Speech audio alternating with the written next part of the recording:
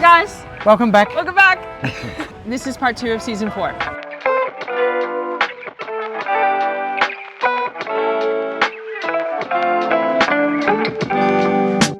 In this video, we're going to be talking about some of the things that we're glad that we've done. To get all these things done, we've had to push ourselves. So we've had to go outside of our boundary a little bit. It's worth it. You can get so much more out of this, out of your boat, out of your travels. Things we do now regularly that we didn't realise or perhaps had trepidation around. We originally had a Lagoon 380, which is a world famous catamaran, beautifully built. So obviously we were going to look at the Lagoon brand. We did look at others, but we ended up back at Lagoon.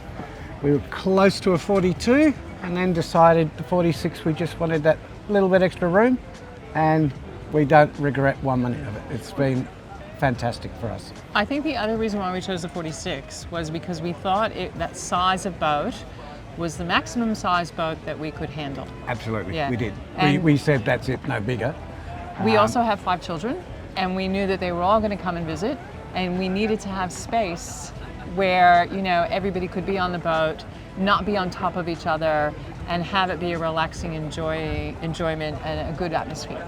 Yep. Yeah, so we thought really the 46 was the biggest size boat that for Two our of us could handle, and our experience. Yeah, Yeah. because we did have very limited experience, as you guys know, when we first started out. We love it. We love Yeah, the way yeah, she sails, she flies along. I mean, we love to get her up to 10 knots. Yep.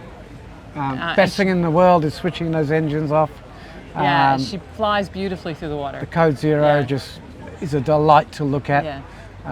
She's beautiful to sail. Yep.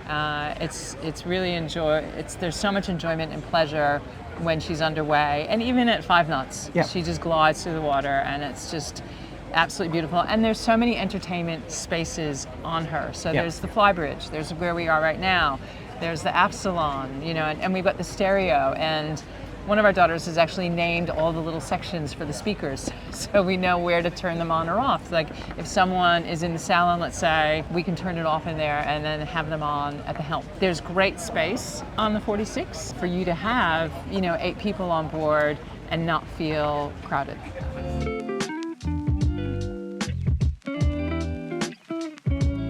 Yeah, so med mooring is something that is done predominantly in Croatia, Greece, and Turkey. The really important things is to buy the correct length of floating line, and it has to be floating line. We made a mistake, and we bought what we thought was floating line, and it literally sank to the bottom of the sea. Which is pretty hard to swim with. The length was important. We'd initially bought 50 metres. Really, you should have 70 plus, 70 to 100. Gives you that much more flexibility, and as Linda says, it's got to be floating line. You'll be surprised, it's quite easy to swim with it. Yeah. Plus also the actual process itself. So we love the Inspire and Learn series that you've done, Joe has done.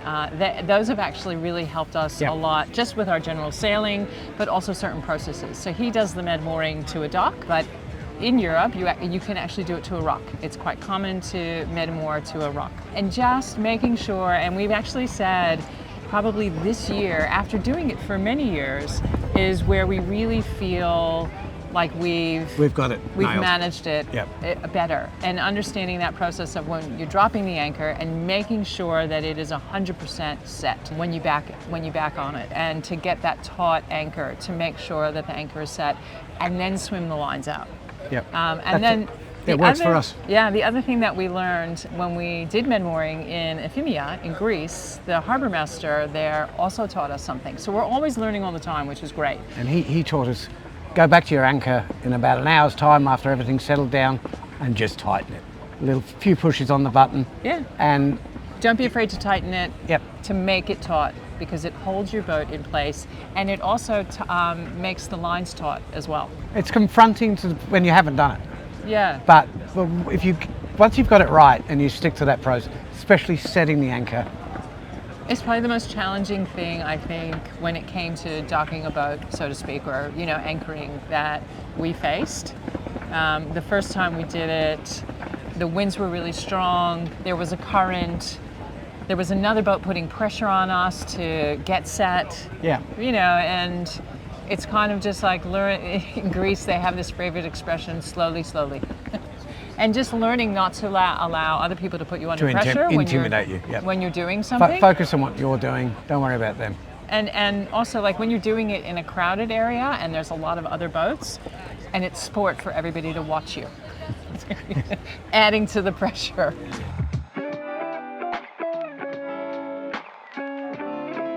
So you asked about overnight passages, and is there anything that we have learned from doing them? One thing is make sure you're sailing when there's a moon. So if you've got a full moon or even a half moon, you've got a fair bit of light all the way through. Yeah. It's surprising how comforting it is. Specifically overnight, we always put a reef in just before sundown. Doesn't matter if it slows us down a little bit, it's just peace of mind.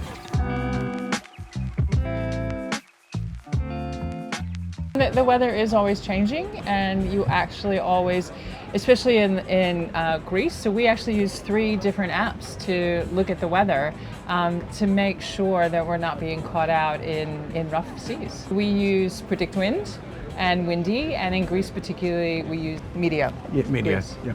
Yeah. You're constantly evolving. I never would have service the generator. Now I change the water pump on it. You pick up these little tricks. There's so much you can find on Google that if you haven't done something before, to learn how to do it is so easy. And give it a go. The boat is a moving part constantly, and sometimes things will break, and it's not because it's somebody's fault or it was poorly manufactured. It's just life. Out of use. And like with our generator, this season in particular was very hot, and we ran our generator quite often for air conditioning, especially at night, because it just didn't cool down at night.